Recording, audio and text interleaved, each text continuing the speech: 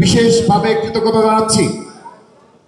যে সকল প্রতিযোগী উত্তীর্ণ হয়েছে এবং যারা উত্তীর্ণ হতে পারেনি, আমাদের প্রায় 2000-এর অধিক সংখ্যক শিক্ষার্থী এই প্রতিযোগিতায় অংশগ্রহণ করেছিল।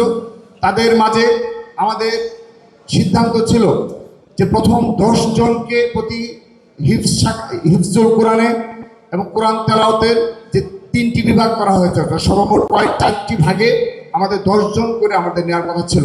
কিন্তু আমাদের সবার মার্কস এক হওয়ার কারণে আমরা বাধ্য হয়েছি যে 15 জন করে নেওয়ার জন্যে। এবং আমরা প্রথম পর্ব শেষে আমাদের সিদ্ধান্ত ছিল যে আমরা চূড়ান্ত পর্বে আসব, কিন্তু তারপর আবারও যাচাই বাছাই করতে হয়েছে, কারণ আমাদের বিপুল সংখ্যক শিক্ষার্থী এবার আমাদের এই প্রতিযোগিতায় অংশগ্রহণ করেছে। প্রিয় উপস্থিতি, বিগত 15.5 বছর আমরা পারিনি, আমরা ক্যাম্পাস থেকে বিতাড়িত ছিলাম।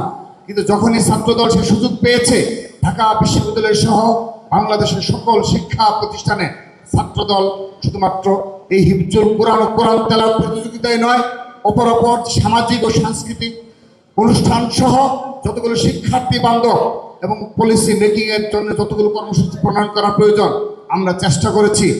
আমরা কথা দিচ্ছি, ছাত্র সমাজকে কথা দিচ্ছি, সাধারণ শিক্ষার্থীদের জন্যে আমরা এভাবেই আগামীতে আরও বেশি যুগোপযোগী অনেক কর্মসূচি চালু করবে ইনশাআল্লাহ। এবং আমরা প্রত্যাশা করছি আমাদের এই যে আয়োজন বিগত সময়ে শুরু হয়েছে, এর ধারাবাহিকতা থাকবে। আপনারা নিশ্চয়ই অবগত রয়েছেন, জানেন সবাই, শহীদ রাষ্ট্রপতি জিয়াউর রহমান আমলে এই প্রতিযোগিতা শুরু হয়েছিল। দেশনেত্রী বেগম খালেদা জিয়ার আমলে এটি ধারাবাহিকতা ছিল এবং সর্বশেষ তাদের সুযোগ্য উত্তরসূরি মাননীয় প্রধানমন্ত্রী জনাব তারেক রহমান একক পৃষ্ঠপোষকতায় আমরা ছাত্রদলের আজকের এই হিফজুল কোরআন তেলাওয়াত প্রতিযোগিতার আয়োজন সম্পন্ন করতে পেরেছি। আমি আবারও বলছি, এখানে আমাদের যত পুরস্কারের যে অর্থ লেগেছে এবং সামান্য কিছু অর্থ লেগেছে, এই সবটুকু অর্থ মাননীয় প্রধানমন্ত্রী ছাত্রদলের সাংগঠনিক অভিভাবক হিসাবে আমাদেরকে দিয়েছেন। আমরা কারো কাছ থেকে 1টি টাকা এই কর্মসূচি পালন করার জন্য নেইনি, সবটুকু আমাদের মাননীয় প্রধানমন্ত্রী দিয়েছেন।